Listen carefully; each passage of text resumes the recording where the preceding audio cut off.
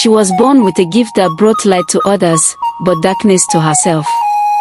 Out of jealousy, her sight was taken, yet even blind, she saw what the world could not.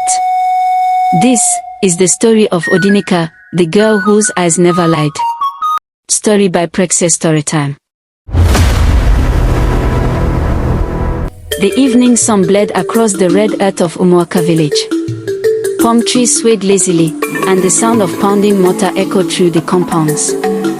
Smoke curled from thatched roofs as women sang old songs, their voices blending with the rhythm of the talking drum. In one of the quiet compounds near the stream lived Okafor, a humble farmer, his wife Ngozi, and their little daughter Odinaka, the child who, even from birth, carried mystery in her eyes.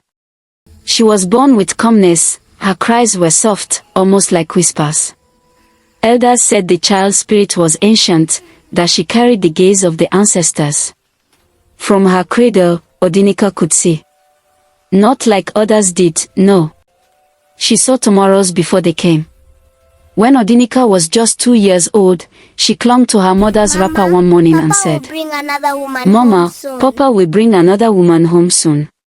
Ngozi laughed, shaking her head. Odinaka, what do you mean? Odinaka, what do you mean? He will not do such a thing. Your father loves me, he will not do such a thing. But 2 months later, it happened. Okafor returned from the market with a new bride, Chioma, a woman whose beauty hid the darkness of her heart. From the moment Chioma stepped into that compound, peace vanished like smoke. She smiled at Ngozi by day and whispered venom by night. Okafor, you treat that your first wife like a queen. What of me? Am I not your wife too? Her jealousy festered like a wound that refused to heal. And when she bore a daughter, Chism, her bitterness grew deeper. She wanted her child to be praised like Odinaka, but the villagers only spoke of the girl who sees tomorrow. Odinaka's now grown, her gift became both a blessing and a curse. People came from distant villages seeking her visions. She would sit quietly under the udala tree, her eyes half closed, speaking of things that had not yet happened. Her voice was calm, her tone certain, and her words always came true. Even the great seer of the land once bowed to her, saying, The child's she walks before her. Do not harm her, for she is favored by the gods. But envy is like fire, it burns even the heart that holds it. One moonlit night, Chioma went to a dark corner of the village, to the hut of a forbidden woman, a spiritual mistress feared by all. I want to dim the eyes of that girl, she whispered. Let her stop seeing tomorrow. The old woman's voice cracked like dry wood. The gods watch her. Do not do this thing. What you sow will find your root. The gods watch her. What you sow will find your root. But jealousy had made Chioma deaf to warnings. She took a calabash, filled it with blood of a cock, and spoke Odinaka's name 7 times. By morning, Odinaka's eyes clouded white. She could no longer see the world. Her mother wept day and night. The villagers wailed, calling it abomination. Yet, in her blindness, Odinaka smiled. Mama, she said softly, I can no longer see faces, but I still see hearts. She still felt the truth around her, she knew who carried good and who carried darkness. Her blindness was only of the eyes, her spirit saw even deeper than before. And it was in that blindness that fate brought love her way. One afternoon, as Odinaka walked to the stream with her wooden staff, humming softly, a young man on horseback stopped by the road. It was Prince Obina, heir to the throne of Umuaka. He watched the blind girl as she walked, gentle, graceful, unafraid. Her song floated through the air like wine through the trees. Something stirred in him. He could not explain it. Days later, he returned to that same path, hoping to hear the song again. And there she was. Who is there? She asked softly, turning her head toward the sound of his horse. It is I, Obina, he replied. Prince of this land. Oh, the prince, she smiled faintly. I cannot bow, but my heart greets you. From that day, he couldn't stop thinking about her. The prince began to visit often, bringing fruits, beads, and stories. He sat by her mother's hut and listened as Odinaka spoke about the stars, the river, and dreams. One evening, she said, "Prince, I saw something. A storm is coming to your father's house. But love will calm it if your heart stays pure." He didn't understand her then, but he felt the truth of her words. Soon, love bloomed like morning flowers between them. But news of their secret meetings spread like fire. The king was furious. The queen wept. "How can the heir of Umuaka marry a blind girl?" she cried. "What will the people say?" Even Chioma, Odinaka's stepmother, saw her chance. She went to the palace with lies dripping from her tongue. The king listened, and the war of hearts began. The drums of Umuaka beat slowly that evening. The sky was heavy with clouds, and the wind carried whispers from unseen spirits. The village could feel it, something great and terrible was about to unfold. Inside the royal palace, the king paced back and forth, his golden staff striking the floor with anger. "I will not allow this madness," he thundered. "A blind girl. A mere villager. Does my son wish to bring shame to the throne?" The queen, seated beside him, wiped her tears. "My husband, love is blind too. Perhaps the gods are teaching us a lesson." But the king slammed his staff again. "Enough. I will not have the prince defile the royal bloodline." Meanwhile, in a quiet hut by the stream, Odinaka sat cross-legged before a small flame. Her mother, Ngozi, sat beside her, holding her hand. "My daughter," Ngozi whispered, "I hear the king is angry. You must stay away from the prince." Odinaka smiled faintly. "Mama, how do you stay away from your own destiny? Even if I close my eyes, which I already have, I still see him in my heart." Her words were soft but firm, the way only those blessed by the gods could speak. Far away, under a twisted Iroko tree, Chioma, the wicked stepmother, plotted with her daughter Chizim. "You will take what belongs to her," Chioma hissed. "You will win the prince's heart. The gods cannot bless two daughters from one house." Chizim, her beauty sharp as a blade, smirked. "Mama, let me handle him. Men are weak, they only need a soft voice and a smile." But as she spoke, the wind shifted. The air grew cold. From the shadows, an old voice echoed. It was the great seer, the same man who had once warned Chioma. "Woman, you walk on fire again. Did I not tell you the child is protected? The gods Did I see not all tell you the things." child is protected? The gods see all things. Chioma trembled. "Stay away, old man. My daughter deserves her place." What The you seer's eyes gave glowed will return faintly. to you. When the moon Odinaka's turns spirit red, is older than what your you gave envy. will return to you. Odinaka's spirit is older than your envy. He vanished into the darkness, leaving the two women shivering. Despite the king's orders, Prince Obina could not stay away. Each night, he snuck out of the palace, his royal robe wrapped around him, and made his way through the forest paths to the small hut by the stream. There, Odinaka would sit waiting, blind, but smiling, as if she could see him coming. "Prince," she would whisper, "you came again." "How could I not?" he'd reply softly. "Your voice has become my path home." They spoke for hours, about the stars, the kingdom, their dreams, and what it meant to love something the world forbids. Odinaka sang for him, songs that touched his soul. Her voice carried sorrow and beauty, like wind through ancient trees. Even though she could not see him, she felt him, the warmth of his hand, the trembling in his voice when he said her name. And slowly, their love became a secret known to the gods alone. But peace does not stay long in a house touched by jealousy. One dark night, as thunder rolled across the skies, Chioma crept into Odinaka's hut with a pot of ashes, whispering strange incantations. She sprinkled the ashes on the doorway, muttering, Let her love turn to dust. Let her heart forget him. But the gods of Umuaka were watching. That very night, Odinaka woke from a dream, her heart pounding. She had seen fire, snakes, and blood. A dark shadow crawling toward her. Mama, she whispered, something evil walks tonight. I feel it. Ngozi, frightened, held her close. At dawn, Odinaka went to the stream, knelt, and dipped her fingers into the water. The ripples spoke back to her in whispers only she could hear. The time of blindness is ending, the spirit said. The one who took your sight shall bear your burden soon. She wept silently, her tears mixing with the water. That night, while the world slept, Odinaka sat before her small fire.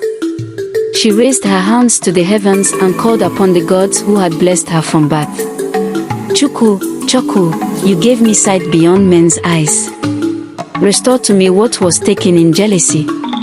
Let light return to its rightful owner. As she spoke, her heart trembled. The fire flared blue. Her white eyes began to glow. And then, she saw. For the first time in years, Odinaka saw the world, the walls, the mat, the moon through the doorway. Her vision was back. But as her eyes opened, somewhere else a loud scream was heard. Chizim, Chioma's daughter, fell to the ground, holding her face. Her eyes had turned bright red, unlike Odinaka's white eyes. She had gone blind. Chioma wailed, tearing her wrapper, running from one shrine to another. Great seer, help me. My daughter cannot see. But the seer only shook his head. Did I not warn you? The gods do not sleep. What you send into the world returns to your own home. Kauma collapsed to the ground, crying. Odinaka has become a goddess. She has cursed us all. But the truth was simple, the gods had only restored balance. When the prince heard that Odinaka could see again, he galloped to her hut like a madman. He dismounted his horse and ran to her door, breathless. Odinaka! Odinaka! She stepped out, her eyes bright and filled with tears. Obina! I can see you. They embraced, and for the first time, she looked into the eyes of the man who had loved her through blindness and rejection. Even Ngozi wept with joy. The villagers danced, singing praises to the gods. But peace is never complete when jealousy still breathes in the dark. Chioma, humiliated and desperate, went back to the shrine of the forbidden woman. I will destroy her once and for all, she screamed. The old woman frowned. You fool! Do you not see? The girl is now a vessel of the gods. You cannot fight what heaven has chosen. But Chioma's heart was hardened like stone. She began a new plan, one that would not only target Odinaka's love, but her very soul. The full moon rose that night, big and red like fire. The wind was quiet, and even the animals kept silent. Something heavy was in the air, the village of Umuaka was in trouble. The people were afraid. Their crops were dying. The river tasted bitter. Goats stopped giving birth. Every house was full of fear. The elders gathered to ask the great seer what was happening. The old man came with his staff, eyes white with age and wisdom. He stood before the king and said slowly, "This evil is not from men. It comes from the land itself. A sin of jealousy was done, and now the earth wants a sacrifice, a pure heart to bring peace again." Everyone became silent. They all knew who the seer was talking about, Odinaka. Odinaka was sitting by the stream that morning, her feet in the water, when the elders came to her. She was calm, even with the trouble around her. Odinaka, one of them said, "The gods are angry. The people need your help. What must be done?" Odinaka stood, closed her eyes, and listened to the wind. After a long silence, she said softly, "The land bleeds because of jealousy. Someone used evil against me. To make peace, the gods ask for one who sees beyond, a willing heart, pure and kind. Only then will the curse end." Everyone understood what that meant. The sacrifice had to be her. Odinaka's mother cried. The villagers begged the gods to choose another way, but the seer said there was none. The gods had already chosen Odinaka from birth. When the prince, Obina, heard of this, he ran to her side. He fell on his knees and held her hands tightly. "No, Odinaka," he said, voice shaking. "You cannot do this. I will find another way.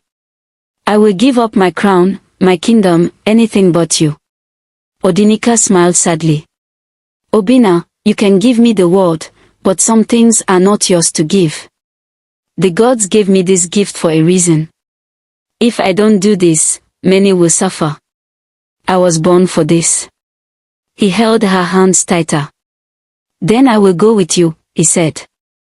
But Odinaka shook her head gently. "No, my love. The gods ask for only one. You must live. You must make sure my death is not in vain." That night before the sacrifice, they sat together by the fire. Obina's eyes were full of tears. "If you go," he whispered, "you take my heart with you." Odinaka touched his face and said softly, "Then I will live inside your heart forever. Promise me you will not let sadness destroy you." He nodded, his chest heavy with pain. "I promise." At dawn, the whole village gathered. The air was cold. The drums were slow and sad. Odinaka walked barefoot to the sacred ground, wearing white cloth with small shells in her hair. She looked like an angel sent from the gods. The elders formed a circle around her. The seer raised his hand and spoke. Odinaka, child of vision. Odinaka, child of vision, do you give yourself freely to save your people? Her voice was calm and strong. "I give myself. Let peace return." The seer began his prayers. The drums grew louder. Smoke from burning herbs filled the air. As the sun rose, a strange wind blew, and everyone knew the gods had arrived. Odinaka felt her heart beating fast. Her body shook, but she did not run. She whispered, "Let the land live." Then, slowly, she fell to the ground. Her breath grew faint until it stopped. The people screamed. Obina cried like a child, holding her lifeless body. Her mother fainted. Even her stepmother, Chioma, wept bitterly. The curse was broken, but the price was heavy. That same week, the river became clean again. The crops started growing. The goats gave birth. The people were saved, but no one could smile without tears. Prince Obina locked himself in his palace. He did not eat. He did not speak. Every night he dreamt of Odinaka. In one dream, she came to him, shining bright and smiling. "Obina," she said gently, "do not waste your life in pain. Live in the light for me. I will show you someone pure, who will help you heal." Then she disappeared. For many nights, she returned in dreams, showing him the image of a young girl laughing by the river. One morning, the prince traveled to another village and found her. Her name was Edeora. She had kind eyes and a heart full of peace. Obina remembered Odinaka's words and took courage. He spent time with Edeora, spoke kindly, and slowly his heart began to heal. After some months, they married. On the wedding day, the whole village danced. Even Chioma came, older and full of regret. She fell to her knees and begged Odinaka's spirit for forgiveness. Obina smiled again, though his eyes still carried a quiet sadness. Every night, he looked up at the stars and whispered, Thank you, Odinaka. You will always live in my heart." When Edeora gave birth to their first child, Obina named her Odinaka, saying, "Because the name of light must never die." Years passed. The village never forgot her. The elders told her story to every child. Her name became a symbol of sacrifice and love. The seer would say, "Let no one allow jealousy to live in their heart, for it destroys all it touches." And whenever the moon shone bright and the wind whispered through the trees, people said they could still hear Odinaka's soft song, a song of peace, love, and sacrifice. Thanks for watching. Subscribe, like, follow, comment and share for more interesting African tale stories.